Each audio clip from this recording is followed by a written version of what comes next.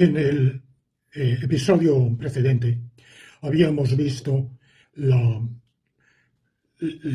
entrecruzamiento, el choque, el conflicto entre el bien y el mal, el problema de saber qué razones podían conducirnos por un proceso de razonamiento, de inferencia racional, a optar por el bien en lugar del mal. La gran dificultad que existe para, para encontrar un punto de apoyo inferencial a partir del cual podamos concluir que es irracional optar por el mal, que quienes abracen un camino opuesto a los valores del bien no solo es evidentemente perjudicial para la sociedad, para los demás, quizá para él mismo, sino que podríamos decir es una vía errónea, equivocada, irracional. Bueno, hoy voy a continuar con esa temática. En primer lugar, examinando la relación entre la captación del bien y del mal, y por tanto la opción buena o mala en el hombre y en otros animales. El ser humano es tremendamente chauvinista, de un orgullo antropocéntrico que lo ha llevado a considerarse único, excepcional, a no tener nada que ver con los demás seres vivos, en particular con los animales, hasta el punto de que en el habla corriente decimos el hombre y el animal. Es como decir la hormiga y el animal, o el orangután y el animal, o el ciervo y los animales. No, el ciervo es un animal como lo es el tiburón, como lo es el cien pies o la gamba. Somos animales, con características diferentes, pero todos del reino animal, que es una rama del árbol de la vida. Todos los seres vivos estamos emparentados. En el planeta Tierra tenemos un origen común y miles de millones de años de evolución han hecho que nos ramifiquemos. Ha salido la rama de los animales, dentro de ella la rama de los mamíferos, y dentro de ella pues todos los grupos, filones que queramos. Uno de ellos, un pequeñito ramal, que somos los simios, y dentro de los simios los humanos. Pero vamos, tampoco hoy los progresos de la genética han asombrado a mucha gente, nos han asombrado a todos, al averiguar que con nuestros más próximos parientes, los chimpancés, compartimos el 98% del ADN. Pero no menos interesante es que con los cerdos, a quienes despreciamos, a quienes consideramos seres muy alejados que no se parecen a nosotros, compartimos el 95% del ADN. Y con todos los mamíferos, seguramente más del 90% del ADN, es decir, lo cercanos que estamos. Y ese chauvinismo humano nos ha hecho agigantar la distancia entre el comportamiento humano y el de otras especies. Eso ha tenido ese chauvinismo humano ha tenido dos manifestaciones extremas, quizá tres. Primera manifestación extrema en el pensamiento religioso, así como los dioses egipcios eran muy a menudo seres híbridos, con cabeza de chacal o con otros rasgos que mezclaban lo específicamente humano con lo propio de otras especies, esas preciosas, esas maravillosas, impresionantes pinturas del antiguo Egipto, el juicio de Maat, cuando se va a juzgar al muerto para ver si su alma se va a preservar porque ha hecho méritos suficientes en su vida, o bien va a desaparecer, va a ser triturada o tragada. Bueno, pues vemos en todas ellas esas mezclas híbridas de humano y no humano. Hay una proximidad mayor. En cambio, en la mitología griega, los dioses son totalmente antropomorfos. En la religión abrahámica, el hombre no tiene nada que ver con los demás animales. Esto vamos a ver que dentro del cristianismo va a tener un contrapunto muy interesante, con una serie de repercusiones culturales, de la historia cultural. Pero, en principio, según el relato del Génesis, Dios va creando en una semana, en 6 días, en realidad, porque el séptimo día descansó. Pero durante 6 días va haciendo la creación, empieza por la luz, fiat lux, y la luz fue hecha, y luego crea el sol, la luna, las estrellas, después el día y la noche, la tierra, las plantas, los animales, y finalmente crea el hombre sin conexión con los demás animales, para nada. No hay vinculación, ni continuidad, ni semejanza. Al revés, lo crea a imagen y semejanza de Dios. Hay varios pasajes del Génesis que se contradicen, porque en uno de ellos Dios crea a Adán a imagen y semejanza suya, es decir, un ser masculino. El Corán en eso va incluso más lejos porque representa a Dios, a Alá, con barba negra y tupida. Es decir, que la semejanza con el hombre, concretamente con el varón adulto, es más explícita. Pero hay otro pasaje del Génesis que dice: Dios crea al hombre a su imagen y semejanza. Vamos, Jehová crea al hombre a su imagen y semejanza, lo crea macho y hembra. Es decir, que másculo y fémina, si preferimos así distinguirlo. Parece que en la propia deidad existe esa dualidad masculino-femenino que en el hombre se bifurca. Ahora, en realidad, bueno, el relato, el Génesis, como los historiadores de las religiones han analizado, es una confluencia, una mezcla, una fusión de relatos, mitos, independientemente surgidos unos de otros, tomados de otros pueblos semíticos. No es una creación específicamente hebrea, sino que bueno, las tribus hebreas pues van tomando su cultura prestada de otras tribus semíticas con las cuales estaban estrechamente emparentadas. Y, claro, según una de las versiones del Génesis, Eva, la mujer, Dios es creado del barro, es decir, no es hecho de la nada.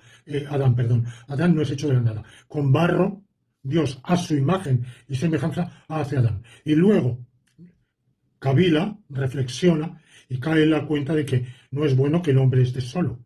Y le da una compañía para acompañarlo, que es Eva, que sale de una costilla de Adán. Bueno, este relato ha sido durante muchos siglos creído o no creído, pero en todo caso tenido como estéticamente apreciado en un valor estético de un cuento que bonito, y hoy no, porque el feminismo evidentemente considera horrible que exista esa disparidad, esa prioridad del varón y que la mujer tenga un ser separado, subordinado, dependiente, y que haya sido creada a partir del varón y para el varón.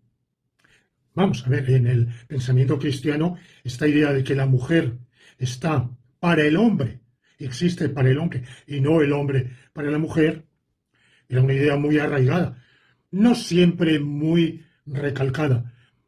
Pienso yo que ahora mismo no recuerdo ninguna expresión tan fuerte de esa dicotomía, de esa diferencia, como la que formula el gran poeta republicano, inglés, progresista, puritano, desde luego, John Milton, el autor de El paraíso perdido, una de las máximas obras literarias de la historia de la humanidad, de la historia de la literatura y de la cultura en general, una obra genial.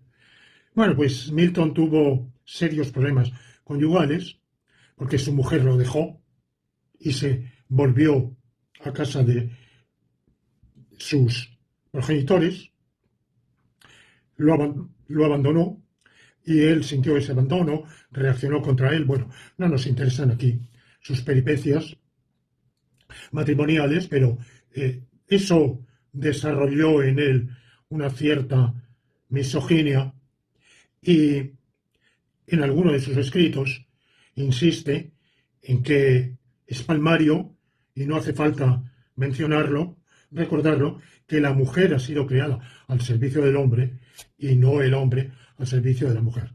Bueno, quizá en esos términos, pocas veces lo he visto yo, o lo recuerdo yo al menos, formulado así, y precisamente Milton lo escribe en una época, a mediados de la segunda mitad del siglo XVII, cuando vamos, es anacrónico decirlo así, pero un esbozo, embrión de incipiente protofeminismo está apareciendo.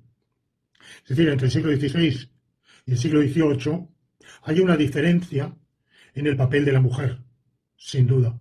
Hay una mayor presencia femenina en el ámbito cultural, mujeres que empiezan a escribir, algunas mujeres que es excepcional, sin duda, pero existe, que hacen carreras universitarias, que tienen autores, la Princesse de Clèves, escrita por Madame de Lafayette, en los medios. Esto es menos en Inglaterra, es más en países católicos, especialmente en Francia, en París. Bueno, las figuras femeninas en la vida cultural son importantes, y también en la vida política. Bueno, pues este cambio, que es paulatino, es tímido, es incipiente, pasito a pasito, pero hace que esa prolación tan falocrática de Milton, ya en su época, fuera quizá un poco anticuada, un poco obsoleta. Pero bueno, dejando eso de lado, que era una digresión, no cabe duda de que si los griegos, con su mitología antropomórfica, exaltan al ser humano y lo incomunican de los demás animales, si otro tanto ocurre, todavía más, en la religión abrahámica, que luego se ha ido ramificando en cristianismo, judaísmo, islam y otra serie de ramas que han perecido, que no han subsistido hasta nuestros días. Y sí, estas son dos manifestaciones, aunque dentro de la cultura griega hay contrapuntos. Por ejemplo, la idea de la transmigración o metempsicosis, abrazada por los pitagóreos, contemplada, no digo abrazada o adoptada, pero en todo caso contemplada por Platón en alguno de sus diálogos, por ejemplo en el Fedón, piensa que el alma humana puede reencarnarse en otras criaturas. Claro, lo cual quiere decir que a lo mejor estamos cazando un ciervo y ese ciervo es un hombre reencarnado. Estamos montando a un caballo y fustigándolo para que marche según nuestros deseos y estamos haciéndolo sobre un ser humano transmigrado a un cuerpo equino. Bueno, ahí hay otro, quizá en otro tipo de...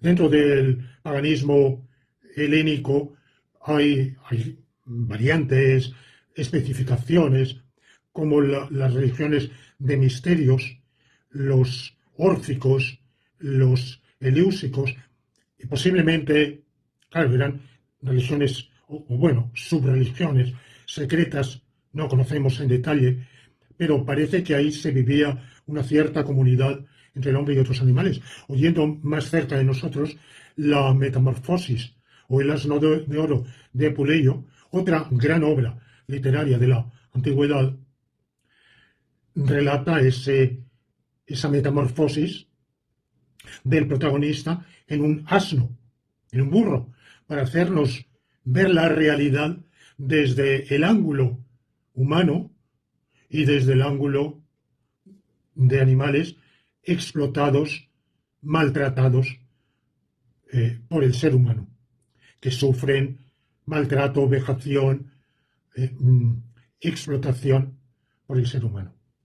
Y eso hace que en Apuleyo haya una comunidad, claro, porque estamos también en una época, siglo segundo de la era común, en lo cual el paganismo de Apuleyo es un paganismo no es el paganismo griego, por supuesto, ni romano exactamente, es preponderantemente, es un paganismo híbrido con enorme influencia y preponderancia de egipcia, sobre todo el culto a Isis. Y por tanto ahí eso introduce una cuña por la cual de nuevo se vuelve a algún tipo de comunidad hombre, animal, no humano. Dentro de, bueno, pues esos son dos extremos del chauvinismo humano, el de la religión helénica, apolínea, que la religión olímpica de los dioses, sobre todo de los principales dioses del panteón griego, la religión abrahámica, sin duda otras también, los pensamientos. Pienso que menos, por ejemplo, en las religiones indostaníes, donde yo creo que hay una comunidad humano-no humano más acentuada. Pero bueno, yo no voy a ir a explorar más allá porque no conozco suficientemente, ni he reflexionado tampoco suficientemente para emitir opiniones. Pero todavía quizá más acentuado, más extremado, el divorcio, el antropocentrismo y el divorcio humano-no humano, es el de una parte de la filosofía del siglo XX. Empieza en el siglo XIX, con esa dicotomía entre ciencias del hombre, y ciencias del espíritu y ciencias de la naturaleza, ciencia cultural y ciencia natural. Por supuesto, el originador de ese pensamiento es Kant.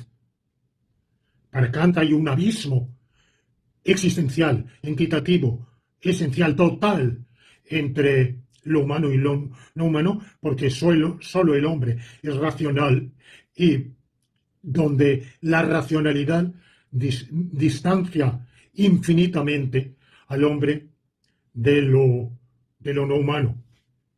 Eso hace que el hombre no sea un ser de la naturaleza. Y aunque Hegel de algún modo atenúa ese divorcio, porque ciertamente en él hay una dicotomía entre la naturaleza y el espíritu es lo humano, pero no hay que olvidar que en la dialéctica hegeliana el ser en sí, que es un potencial, que es la idea, sale fuera de sí, se realiza en la naturaleza y vuelve así, adquiriendo un ser en y para sí, en el espíritu. Pero que en esa tríada, en ese tránsito, al pasarse de la naturaleza al hombre, o sea, al espíritu, no se anula lisa y llanamente la naturaleza, sino que lo que se produce es una sublimación, una Aufhebung, y la Aufhebung hegeliana es un negar y confirmar a la vez. Es un sí y no. O sea que el hombre no es meramente un ser exterior. Vamos, no es un ser exterior o ajeno a la naturaleza. Es un ser que conserva la naturaleza, que la eleva a un plano superior, pero que al hacerlo niega su naturalidad, pero también la conserva, la transmuta, hace una verdadera metamorfosis, pero en sentido inverso al de Apuleyo.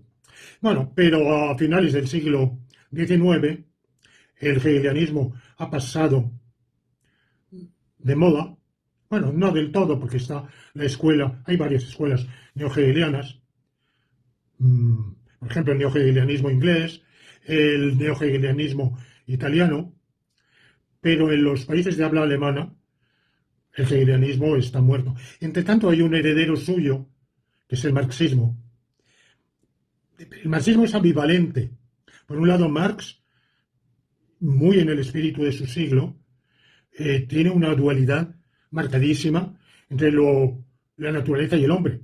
Pero por el otro, en todo, la metodología, por eso hay una diferencia en la filosofía marxista entre materialismo dialéctico, que considera la realidad en su conjunto, y en la cual el hombre aparece, pero como uno más, y materialismo histórico, que es una parte fundamentalmente singularizada de la filosofía, que se refiere solo al ser humano.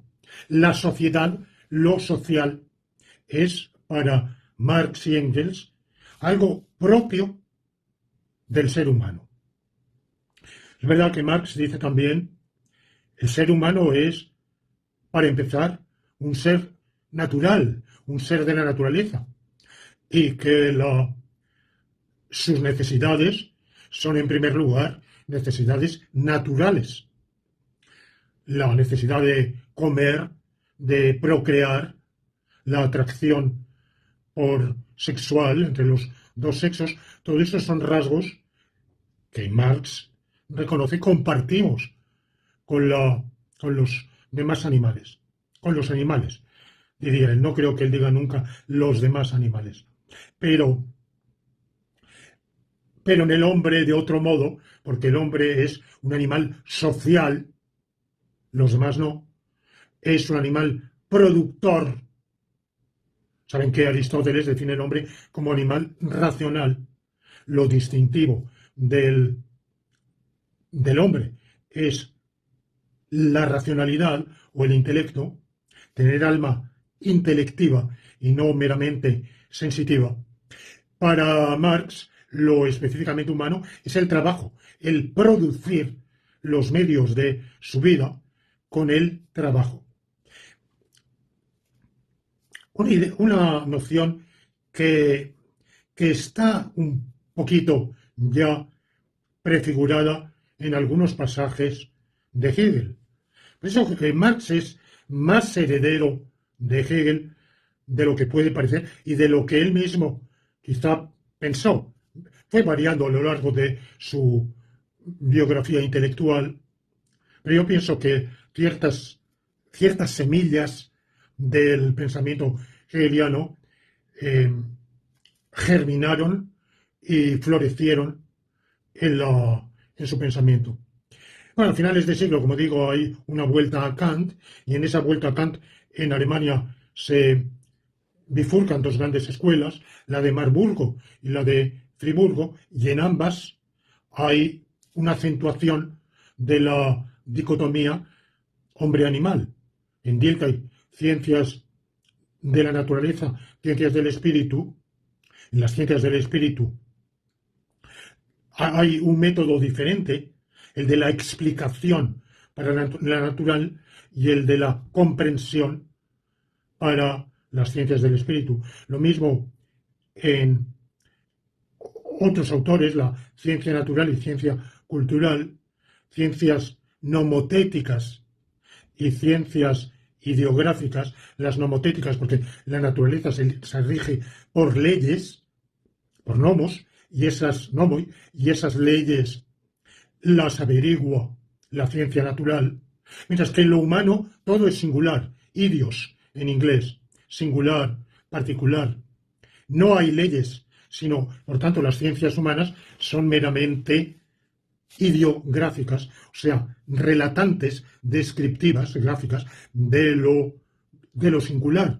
Cada ser humano es único, insubsumible, cada acontecimiento es insubsumible y no hay leyes. Claro, esto de algún modo lleva a un extremo que hace imposible, en realidad, lo que llamamos hoy ciencias sociales.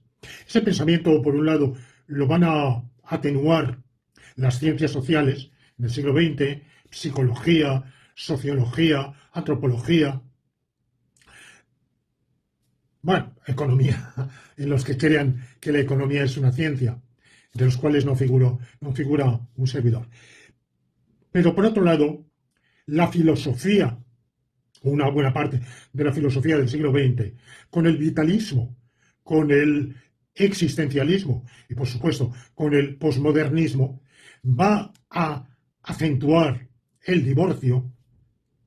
Para mí, la máxima exacerbación del divorcio es la del existencialismo de Heidegger y Sartre, quizá de otros a quienes conozco insuficientemente, Gabriel Marcel, Abagnano, no lo sé.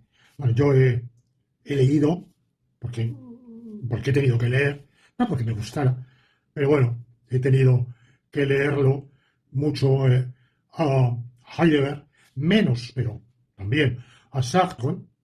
Claro, salta a la vista que para ellos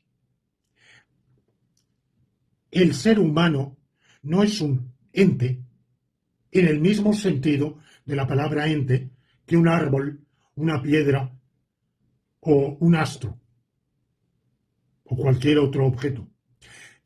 Solo el ser humano existe. En Heidegger utiliza una dualidad terminológica del idioma alemán, Existenz y Dasein, que significa lo mismo. Pero él reserva el Dasein, por eso, claro, cuando leemos Sein und Zeit, el ser y el tiempo de Heidegger, nos quedamos desconcertados, porque nos está hablando de la existencia. El Dasein está así, está arrojado al mundo, pero el Dasein, que es el hombre. El hombre, porque el hombre es el único Dasein, es el único existir. Y en el caso de Sartre, pues tenemos la dualidad entre el en soi y el pour soi.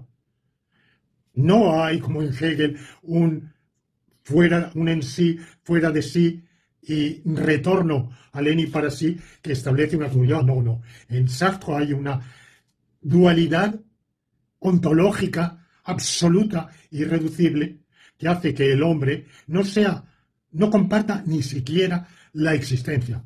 Ustedes recuerdan que en la filosofía escolástica, esto es uno de los preciosos temas de metafísica, que viene de Aristóteles, en realidad, de si el ser, la palabra ser, puede aplicarse unívocamente a todos los entes.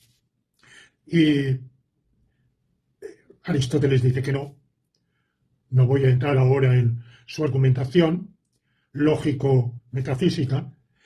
Y los escolásticos retoman esa preocupación de la metafísica aristotélica, y hay uno que es Duns Scoto, que dice el ser es unívoco, o sea, la palabra ser se predica unívocamente de todos los entes, porque tienen en común eso, ser o existir. Todos los existentes existimos. En cambio, las otras escuelas escolásticas piensan que la palabra ser, el ser, sus expresiones no siempre se expresan con el rigor que hoy un filósofo analítico precisaría. O sea que no siempre hay una claridad en la manera de hablar, de expresarse, sobre si se refieren al ser, a la propiedad de existir, o se refieren al concepto de ser o a la palabra ser. Pero bueno, es igual. Las demás escuelas dicen, no, el vocablo ser o existir, el verbo, se aplica analógicamente, es decir, ni unívocamente, quiere decir en el mismo sentido, ni equívocamente, quiere decir en sentidos diferentes, sino algo intermedio, con una analogía de atribución o de proporcionalidad. Hay contienda entre las escuelas tomistas, suarecianos. Bueno, pues que yo sepa, nadie en la escolástica dijo que el vocablo existir o ser fuera equívoco, es decir, que se aplicara en sentidos totalmente diferentes, sin nada en común, a diversos tipos de existentes. En cambio, para el existencialismo, sí, si decimos que el hombre existe y que la mesa que tengo aquí delante existe, son dos sentidos de existir absolutamente diversos, sin nada en común. Bueno, pues esto nos lleva, evidentemente, a plantearnos, descartada esa dicotomía, que hoy no tiene el atractivo que tuvo, porque primero desde la generalización del evolucionismo, el conocimiento del vínculo entre el hombre y los demás animales, el parentesco, los avances de la etología que también nos llevan a saber que existen diferencias, sin duda, pero también muchísimas similitudes entre la sociedad humana y sociedades no humanas, por supuesto, entre el hombre y sus más próximos parientes, los simios, no solo los chimpancés y bonobos, y gorilas y orangutanes un poquito más lejos, sino todos los simios, pero también con otras especies, e incluso con animales muy alejados de nosotros, como son los insectos sociales. Bueno, todo eso hace que hoy ese dicotomismo extremo, humano-no humano, esté relativizado. Está todo el movimiento de los derechos animales, o por lo menos del bienestar animal, al cual yo pertenezco, desde luego, ya en otros escritos me he manifestado claramente a favor de derechos animales, aunque mi visión es diferente de otros partidarios de los derechos animales. No voy a entrar ahora en eso. Bueno, pues dentro del cristianismo, y esto es particularmente del cristianismo, no de otras ramas de la religión abrahámica, porque en realidad el cristianismo forma una religión diferente. A veces se habla de la religión judeocristiana. No, es que el cristianismo es tan radicalmente diferente del judaísmo, cabría hablar más bien de una religión judeo-islámica, porque son dos ramas extremadamente similares, en continuidad la una con la otra, con una visión extremadamente parecida que tienen de la divinidad, de la relación entre el hombre y Dios. Y en cambio el cristianismo es muy diferente por su teología, su dogmática tan extremadamente diversa, un Dios con varias personalidades, una de ellas que es a la vez Dios y hombre en su plenitud, totalmente Dios y totalmente hombre. Bueno, eso crea una diferencia, eso y muchas otras cosas, claro, el, que, que determina que es una visión de la divinidad, de su relación con el hombre, que marca un alejamiento extremadamente fuerte, porque el hombre comparte extremadamente fuerte de la religión judeo-islámica, que podrá internamente tener sus diferencias sobre qué profetas se aceptan y cuáles no, pero y algunos otros detalles, pero que tienen en común casi todo.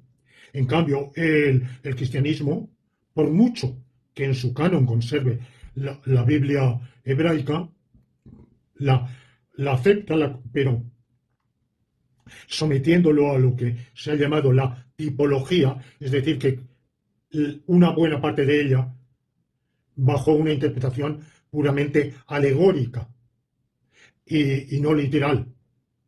Bueno, pues dentro del cristianismo hay en el Nuevo Testamento un pasaje muy desconcertante, que es el capítulo 8 de la epístola a los romanos del apóstol San Pablo.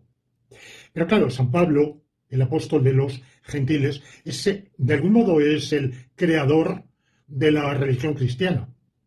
La religión cristiana, tal como aparece en los evangelios sinópticos, era simplemente una variedad un poco singular, un poco problemática del propio judaísmo. Ya en el Evangelio de San Juan hay un cambio muy significativo, pero sobre todo con la obra de San Pablo, que es el que marca un distanciamiento, él que era hebreo, era judío, era un militante de la religión hebraica, después de su conversión, es el que marca la concepción de una nueva ley que cancela, suprime, abroga, revoca la vieja alianza. La vieja alianza está superada y ahora viene reemplazada por la nueva alianza. Ahora, la nueva alianza entre Dios y el ser humano se realiza a través de la redención, pero esa redención tiene como primer paso la encarnación, por la cual Dios y el hombre van a compartir naturaleza. Dios, una de las personas divinas, va a ser de la misma naturaleza que nosotros. Compartimos naturaleza con Dios. Claro, eso es absolutamente una blasfemia, una anatematizable por cualquier creyente del judaísmo o del islam. Esa idea de que haya una comunidad de naturaleza entre el creador y la criatura.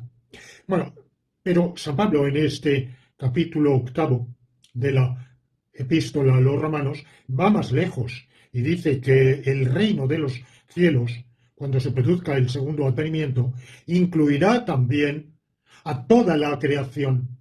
Toda la creación sufre, gime, padece, hay dolor, hay sufrimiento, y ese dolor, ese sufrimiento será librada toda la creación, por tanto, todas las criaturas sentientes, todos los animales, al llegar el reino de los cielos, y que entrarán en el reino de la libertad y de la gloria toda la creación. Y que su sufrimiento, porque claro, en el caso del hombre, el sufrimiento es consecuencia de la caída. La caída es el pecado de Adán y Eva en el paraíso, al haber transgredido una prohibición divina. Pero los demás animales no han transgredido y sin embargo sufren la consecuencia de la caída. Dios lo ha querido así. Pero Dios, que lo ha querido así, quiere ahora devolverlos al reino de la gloria, al reino de los cielos. Particularmente el versículo 22 de ese capítulo marca claramente esa afirmación. Pero que es una afirmación aislada, vamos, que merece para un cristiano toda la autoridad de un apóstol. Y claro, que va a ser particularmente molesta para los protestantes, porque los protestantes privilegian a San Pablo, los escritos de San Pablo, como el verdadero meollo, núcleo, al cual ellos se agarran por su idea de la salvación exclusivamente por la fe y no por las obras. Lo cual está desmentido, va en contra de afirmaciones tajantes de otra parte del Antiguo Testamento, como la epístola de Santiago. Bueno, pero, claro, por otro lado, esa afirmación de la comunidad hombre-animal. Y hay un cuadro en el Museo del Prado de un pintor renacentista, en este momento no recuerdo cuál, que refleja el paraíso terrenal, en el cual se ve una convivencia pacífica entre todos los animales.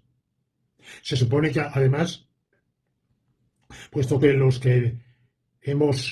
supervivientes que estamos ahora en el planeta Tierra, descendemos de aquellos que estuvieron acogidos, albergados en el arca de Noé durante los 40 días y las 40 noches del diluvio, pues se supone que la enemistad que hay entre el león y la gacela se suspendió. Claro, nadie imagina escenas sanguinarias de caza durante esa duración. No sé cómo pudieron, de qué se alimentaban en el arca de Noé, qué alimentos, qué provisiones se habían acopiado para el viaje, y particularmente un problema para los carnívoros. Bueno, sea lo que fuere, es evidente que convivimos pacíficamente y en todo caso, según la visión de este pintor, que sin duda expresa una opinión común, en el paraíso terrenal nadie cazaba a nadie. Los leones y las gacelas o las jirafas convivían pacíficamente lado a lado, y fue la caída, al ser arrojados del paraíso terrenal, cuando los seres humanos padecimos. A partir de ahí hubimos de ganarnos el pan con el sudor de la frente y salir de la vida perezosa, ociosa, despreocupada, inocente, indolente de Adán y Eva en el paraíso, que se supone que pasaban el día copulando o divirtiéndose, en fin, no, sin otro que hacer. Esa otra vida más problemática que hemos tenido y tenemos, y quizá más interesante a la larga, ¿verdad? Porque, bueno, imagina uno mal a Adán y Eva inventando las ecuaciones diferenciales, o la teoría de grupos, o la teoría de retículos, bueno, y pues, solventando problemas de ingeniería que no necesitaban. Bueno, el problema está en que si tomamos la enseñanza del apóstol San Pablo en el lugar bíblico que he mencionado, la epístola a los romanos, bueno, pues no podemos al mismo tiempo, salvo cayendo en una incongruencia, negar que los humanos y los no humanos tenemos un destino en cierto modo común y compartimos una posibilidad de conocer el bien que vamos a recibir por por ese llamamiento al reino de la libertad y la gloria, que será el reino de los cielos.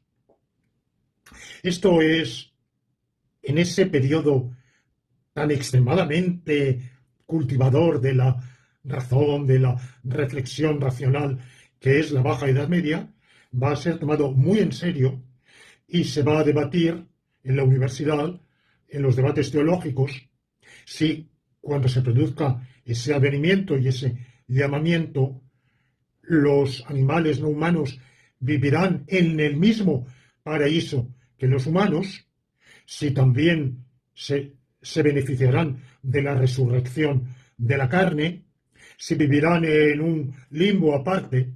Bueno, todo esto es un objeto de discusión que luego pasó de moda y se arrinconó, pero que tuvo su momento de presencia en los debates teológicos y al mismo tiempo se desarrolla. Esto ha sido estudiado, hay historiadores que lo han investigado. Yo me atengo a lo que conozco y son los trabajos de Michel Pastoureau, un historiador francés, del cual ya hablé en el episodio anterior, pero por supuesto no es el único, hay otros, los juicios contra los animales, que empiezan en el siglo XII, si los ha habido antes no lo sé, y terminan en el siglo XVII. En realidad empiezan en el siglo XI-XII. Es difícil saber cuáles son los primeros, al principio sin ningún procedimiento claro, y luego se generalizan en una parte de Europa occidental, Francia, los países germánicos y algunos territorios adyacentes, desconozco hasta qué punto también las Islas Británicas, poco en Italia y España, algunos territorios eslavos colindantes con los germánicos, dentro de ese espacio, particularmente en una parte de él. ¿Por qué? ¿Por qué surge? ¿Por qué es en ese territorio y no en otros? ¿Qué rasgos culturales son propios? Bueno, esto un historiador de la cultura podría responder, yo no. De todos modos, hay muchos hechos históricos, no solo este, muchísimos, de los cuales no tenemos explicación. Eso no significa que no haya, que sean inexplicables, que hayan sucedido porque sí. Significa que la cadena causal o la serie de cadenas causales que han confluido en esos hechos no está, no tenemos elementos probatorios, demostrativos, constataciones suficientes para reconstruirlos. Esto se ha dado también en el Indostán, entre los mayas, entre los antiguos mexicas, en las civilizaciones andinas, en el Extremo Oriente, lo desconozco. Yo no tengo conocimiento ninguno de nada de eso. Por tanto, no deja de ser, desde el limitadísimo, desde el angosto conocimiento que yo tengo, una peculiaridad de ese microespacio, en el espacio y en el tiempo. Los países de que he hablado, dentro de ellos particularmente unas regiones más que otras, y el periodo que he mencionado, esencialmente 1250, 1650.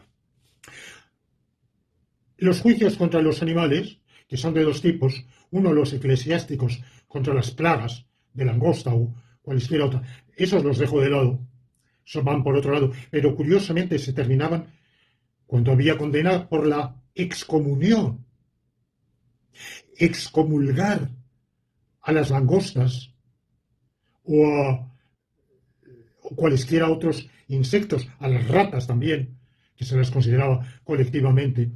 Quiere decir que antes de la excomunión participaban en la comunidad. Excomulgar, excomunicar, es expulsar de la comunidad. Una comunidad a la vez religiosa y política. Una religión, una comunidad humana unida por un vínculo político, sin duda, pero también por un vínculo religioso, aunque excepcionalmente se tolerasen en alguna medida las minorías que no formaban parte de esa comunidad religiosa. Pero la autoridad religiosa no podía expulsar de la comunidad política, pero sí de la comunidad religiosa. Entonces, ¿qué quiere decir? Que esos insectos, esas ratas, esos otros animales que multitudinariamente causaban algunos perjuicios, antes de la excomunión, comulgaban, formaban parte de la comunidad. Bueno, entonces, esto es problemático. Pero yo me voy a ocupar brevemente, claro, de los juicios contra individuos, a veces pluralidades de individuos, pero delimitadas, que tiene lugar en este periodo que he dicho, siguiendo un procedimiento variable, al principio muy informal, poco desarrollado, pero no olviden ustedes que estamos también en un periodo de desarrollo del derecho. El derecho alto medieval es un derecho muy áspero, muy rudo, muy carente de refinamiento, en el cual se ha perdido mucho de el antiguo derecho romano, pero luego este derecho romano, en el siglo XII, se recupera en la escuela de Bolonia y a partir de él va a haber un florecimiento de la doctrina jurídica, de la legislación y de la praxis jurídica, una juridificación social en todos los aspectos, y uno de ellos es el de los juicios contra los animales. En este periodo, entre 1250 y 1650 aproximadamente, van a juzgarse bueyes, caballos, asnos, toros, eh, ovejas, cabras, pero sobre todo, en un 80% de esos juicios, cerdos. El cerdo vive entonces en semilibertad. Esto lo he visto yo en Huaquillas, una localidad ecuatoriana en la frontera con el Perú, que yo atravesé cuando emigré de Lima, donde estaba viviendo breve tiempo, pero vivía allí, al Ecuador el 1 de julio de 1973.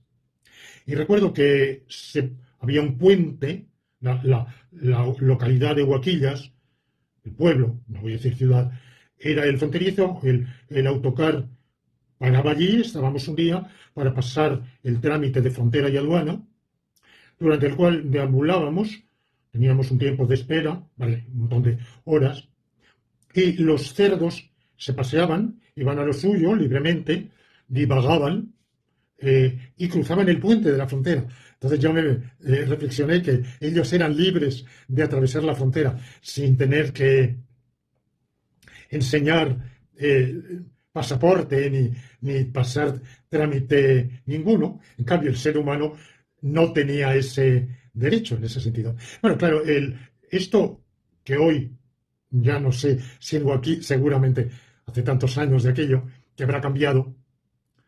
El Ecuador de hoy, cuánto ha cambiado respecto del de entonces. Y la pero en el pasado, en siglos pasados, eso era frecuente. Eso hace que el cerdo, en semi-libertad, claro, convivía en la sociedad humana, no salía de ella, pero dentro de ella actuaba con una libertad, estaba un poco sujeto a la disciplina. Y eso hace también que muchas veces pues causaba daños, estropeaba cosechas, causaba desperfectos. Mm, y sobre todo, esto se acentuaba cuando una manada o una banda, o una pandilla, como ustedes lo quieren llamar, de cerdos se conjuntaban y en común actuaban de un modo determinado. Y, y había, como digo, pues podían causar, a veces se amotinaban. Es decir, bueno, esto era evidentemente en la sociedad medieval muy frecuente que había manifestaciones, pero estas manifestaciones solían degenerar en violencias, tumultos, motines. Bueno, pues también los cerdos a veces se provocaban tumultos, eh, perdían el control, exactamente qué querían o qué buscaban lo desconozco, pero en fin, provocaban un desorden. Y en ese desorden, aparte ya de lo que significa el desorden en sí mismo, la perturbación, la molestia, podían acarrear pues males indirectos. Por ejemplo, creo que, creo que el primer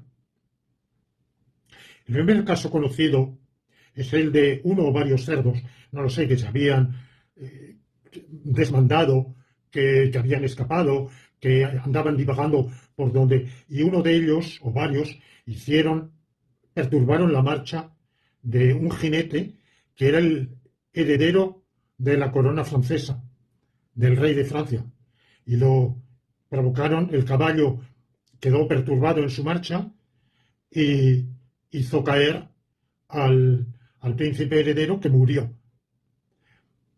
Eso desvió la línea hereditaria, eh, por tanto, concretamente los Borbones, no, que vienen de quien heredó la corona porque al fin y al cabo, los Borbones son Capetos, vienen de Luis Capeto, pero vienen de una rama que no era la primogénita.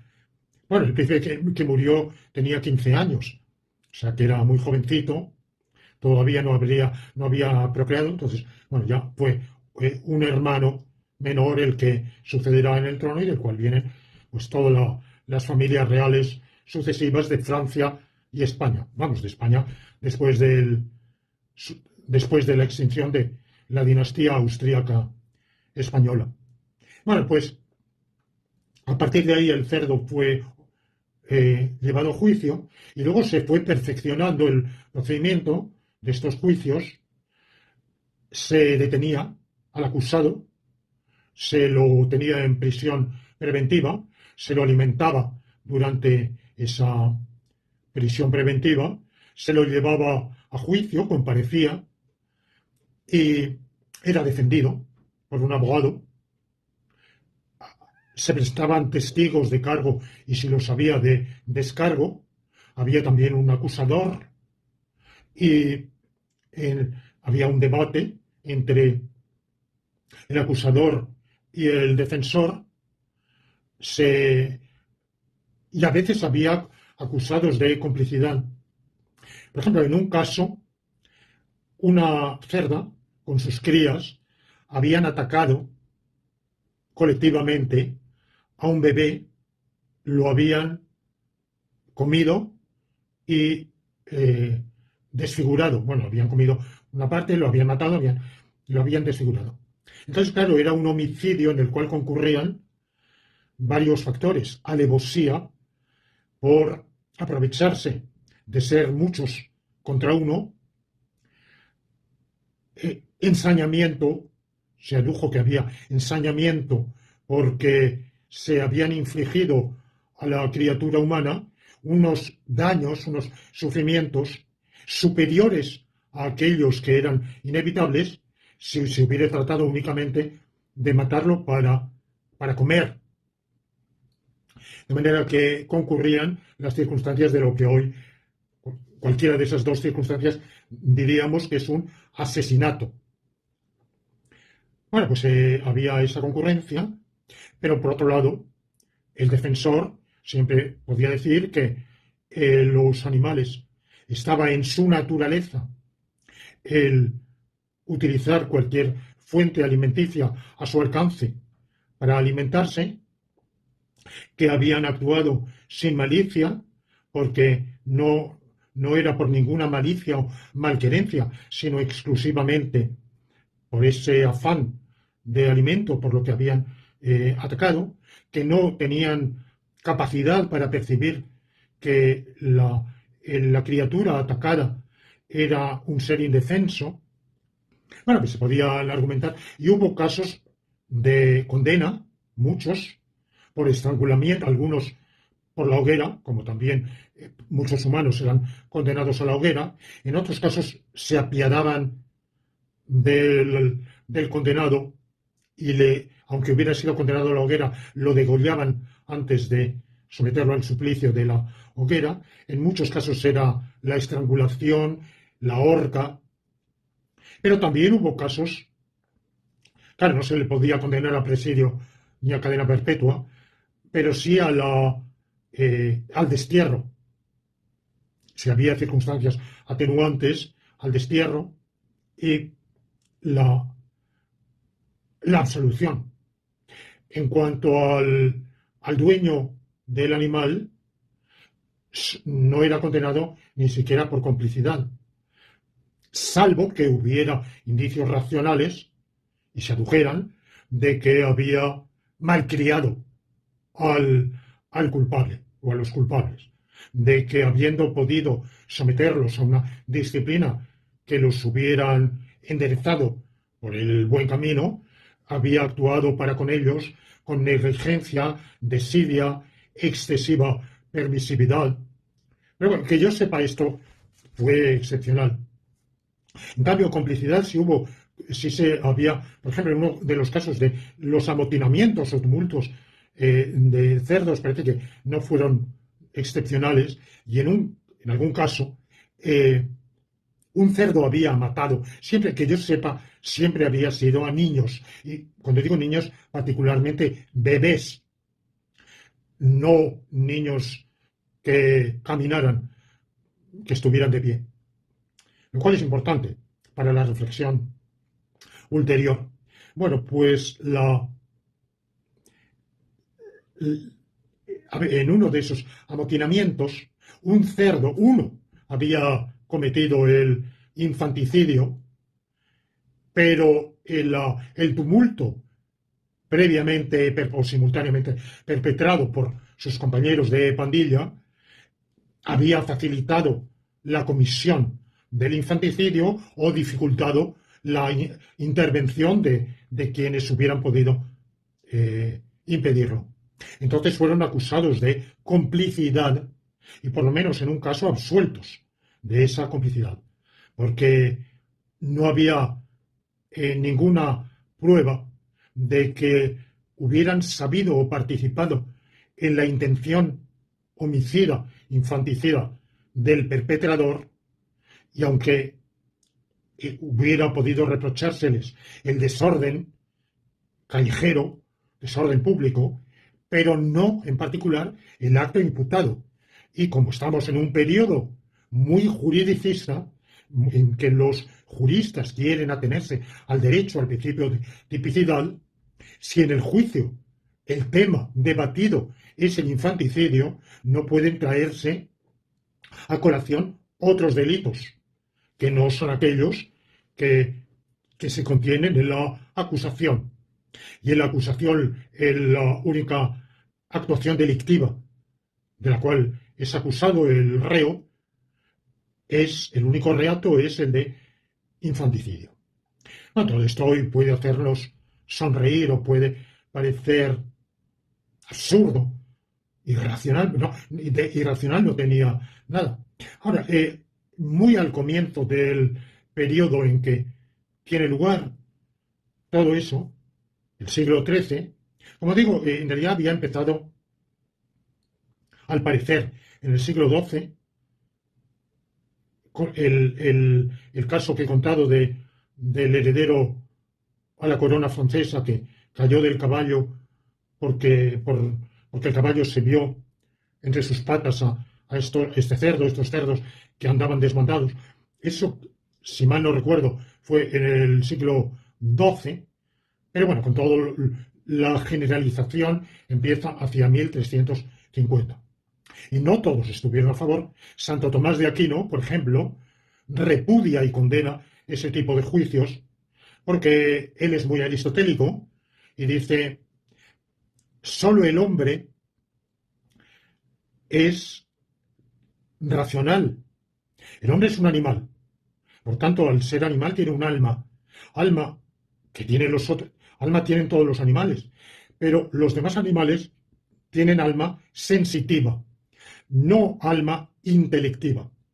Por tanto, capacidad de entender y razonar, concretamente de razonar, solo los seres humanos la tienen. Segundo, solo el ser humano entiende el lenguaje. Y un juicio es un acontecimiento verbal que se realiza, se manifiesta y se concluye por palabras. Palabras que luego tendrán que es la sentencia. Como su propio nombre indica, sentencia es un enunciado lingüístico que desembocará en un fallo. Y un fallo es un mandamiento de ejecución, de resolución o de ejecución de sentencia. Pero un mandamiento es también, forma parte del lenguaje. Entonces, a quien no entiende el lenguaje, ni puede razonar, pues no se lo puede juzgar ni condenar, ni absolver. No se lo puede juzgar.